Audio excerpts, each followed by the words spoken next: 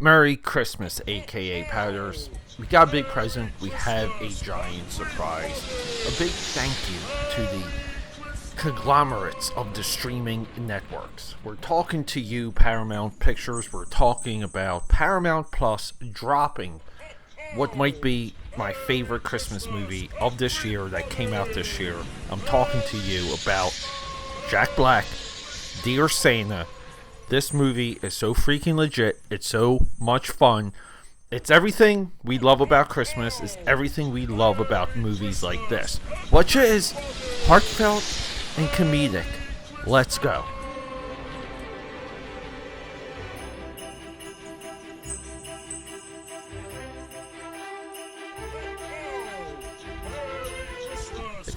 I think I left out imaginative when I was talking to you guys earlier about Jack Black's Dear Santa, directed by Bobby Farley in his second solo directed movie.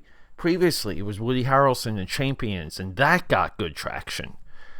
So the Farleys are not directing movies together anymore. We know the Farleys from Kingpin, from Something About Mary. If you want to see Ben Stiller as the devil, as the true Satan, you have to watch this movie. Spoiler alert. So what's the hook for Dear Santa? A kid who has a learning disability writes a letter to Santa. He misspells Santa and writes Satan because he's dyslexic. The entire movie, I'm looking for a Tom Cruise joke about that, by the way. Didn't happen.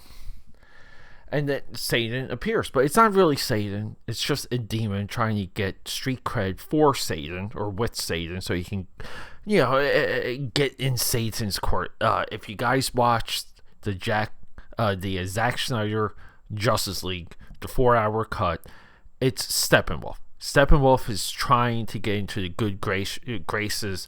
I can't even talk today of Darkseid. And the whole movie is really about his redemption to Darkseid, to a Dark Lord. Jack Black is a demon trying to do the same thing with Satan. But we all know, we don't figure that out until the end.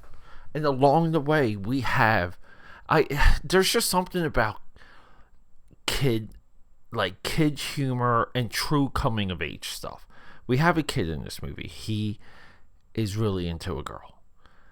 He uses the power of hell to go to a Post Malone concert, to have Post Malone know who he is, to get brought up on stage, to become a social media sensation.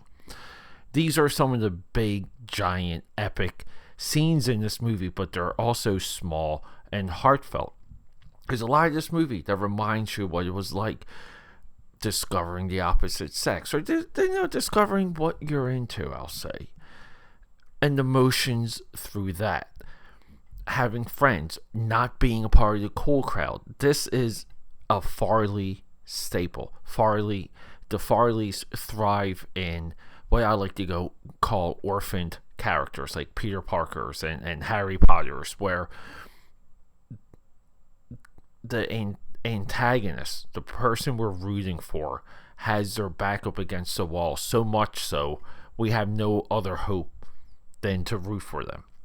Jack Black is absolutely phenomenal in this movie. Jack Black fits this role perfectly.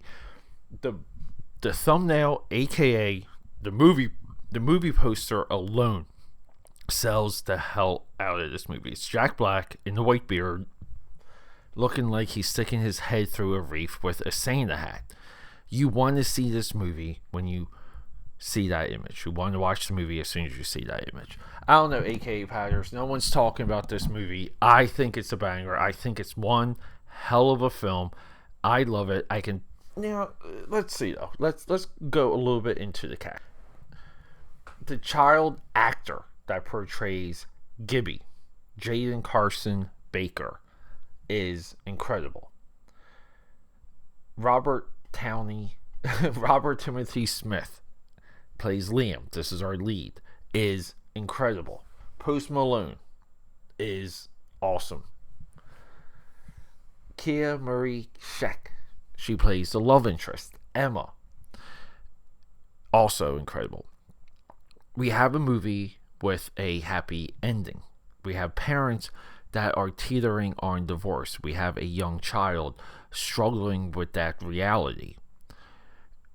By the end of this movie, everything is saved, everything is salvaged, because people realize what the holiday is, what the holiday represents, and that the holiday reminds us of who we love. Again, spiritual Christmas themes run throughout this movie. I don't know, AKAPAD, and music too. Like, the effects, the design work, the makeup work is phenomenal in this movie. But we like to talk about the music, which is Rupert Gregson Williams. I have no idea what else he has done, but he brings in some nice Christmas bells. Feature films, The Prince of Egypt, one of our favorites. He hasn't done many movies. It looks like he is bigger. Oh, no, he's done... Oh, feature... Sorry, the Wikipedia is breaking things down in the tables. So he's done the music for a lot of the Dreamwave movies we've done earlier this year. Road to El Dorado. Let's see. Thunderpants.